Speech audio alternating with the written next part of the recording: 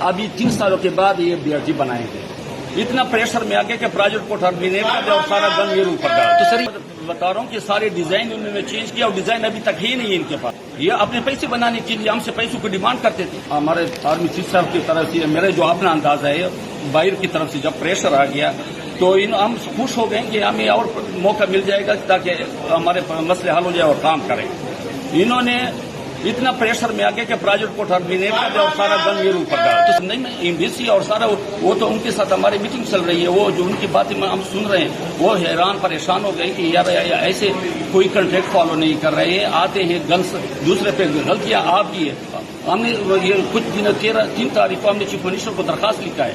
President Zardari صاحب کو ہم نے چیف منسٹر صاحب کو ہم نے ایک لیٹر لکھا اپلیکیشن کے. اس پہ سیکٹری کو انہوں نے انفارمیشن مانگی اور 20 تاریخ کو ٹرمینیٹ کر رہے ہیں. 15 تاریخ کو ہمیں ڈیزائن دے رہے ہیں. جتنا اسٹاف ہے وہ میرا ہے وہ کر رہا ہے. ہم تو یہ ان کو یہ ریکویسٹ کر رہے ہیں کہ اللہ کے بندو یہ میں اس کو منع کروں کہ کیونکہ ہمارے ملک پاکستان کا نقصان ہوگا نا. کس کا نقصان اگر وہ اتنا اور یہاں پہ ان بیچارے 15% کام کر سکتے ہیں تو اس کی ذمہ دار کون ہے؟